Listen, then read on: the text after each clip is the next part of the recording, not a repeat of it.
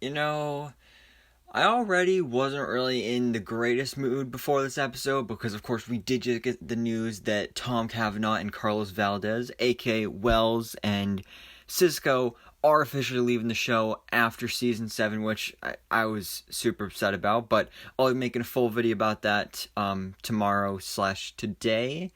Depends on when you're seeing this video.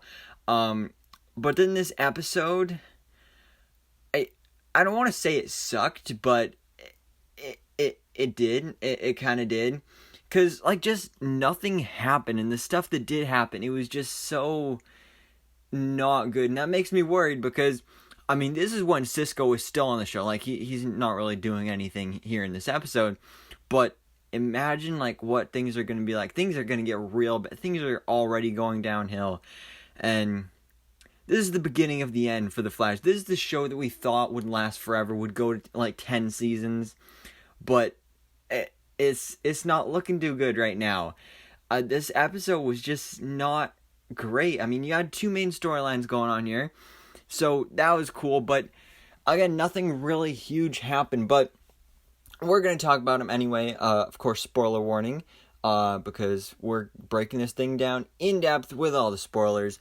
But the main thing in this episode is with Frost, because as we saw last episode, Kramer has taken her in, and Frost kind of wants to own up for her mistakes. So she is in court, and basically the whole thing in this episode is that they need to try and figure out a way to save Frost, because the state, they want to make Frost take the metahuman cure, which would kill her. So I don't get why they don't just point that out in court. Like, you know, if I take this cure, then I'm gonna die. Like, I highly doubt they would make her do it after they get that information out there, but yeah, so there's that. But then, like, just throughout this whole episode, you just got this back and forth here of different ways trying to figure this stuff out.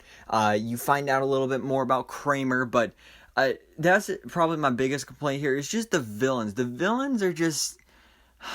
That's the problem with this show so far in this season, is that they're making these villains not villains. We saw this... Probably the biggest piece of evidence here was with Abracadabra. Like, he was a really cool villain, and then all of a sudden, oh, hey, my name's Philippe, and now I'm a good guy, and then I die. So, they're doing a very similar thing here. It's not too much with Kramer, but still, like, her whole reason for hating Frost is so stupid, because apparently some metahuman betrayed her or something, and now she just hates all metahumans. Like, that's just a stupid reason, and... I mean, we'll talk about it more later when it comes to Fuerza, or the Strength Force, with the whole villains not really being villains thing. But I just feel like these villains are just so stupid, because, like, Kramer, like, she says this stuff, and she says she hates Frost and everything, but she doesn't do anything. Like, she's very much against Frost, but she doesn't actually do anything, and then she just leaves at the end of the episode. She accomplishes nothing except getting Frost to go away to prison, but still doesn't really do anything. Her character reminds me a lot of Director Hayward on WandaVision, except that character was a full villain, and he actually did some cool stuff. I mean, he literally tried to shoot two 10-year-olds, so that's when you know you're a villain right there. And that was Disney. Disney made that stuff.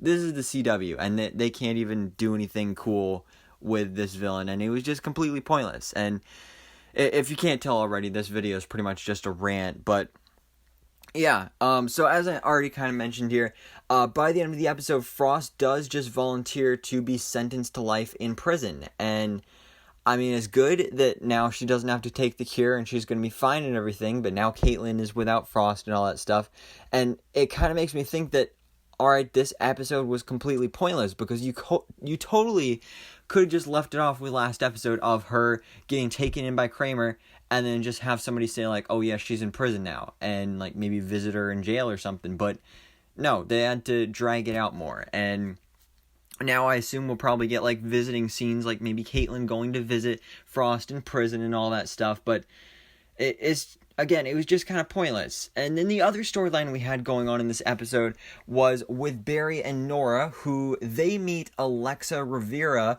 who is Fuerza. And this is what I was talking about before, where they make it that she's scared and she's been having blackouts and everything. I mean, that's understandable, but just they keep doing the same thing over and over again here in this season. I don't want to keep seeing villains that are, like, it's good to have villains that are relatable where you can understand and see where they're coming from, but then at the same time, it just makes them not cool, because now, like, Fuerza, when she first showed up, I was like, oh, that's a cool, like, Shrek Hulk creature, but now it's like, oh, it's just Alexa, and she's scared and everything, so yeah, there's that. And then, well, I mean, she doesn't actually last too long here, because then at the end of the episode, we get this big betrayal from Nora, which, surprise, surprise, I mean, it wasn't really that shocking. Pretty much everyone saw it coming. She betrays everybody, and she kills Alexa. And it was honestly a pretty cool scene with her Speed Force powers with, like, the red, yellow, and blue lightning all coming together. But, again, it was so predictable, and it just... yeah, so, yeah, but other than that, guys, not really anything else happened in the episode, and that was where it left off. So, I guess the big bad and the big main villain of this whole Forces storyline is just Nora and the Speed Force, which is weird, and I don't really know how it's going to work, especially because now Barry is the only one on the team really with powers, unless you count Allegra, but, I mean... Allegra's pretty pointless here too, so I don't know, guys. Anyway, yeah, as you can tell, I didn't really care for the episode, and I'm worried about the future of this show, because things are going downhill. But like I said, stay tuned for my video tomorrow about the news of Tom Cavanagh and Carlos Valdez leaving the show, so stay tuned for that. But let me know your thoughts on this episode in the comments below.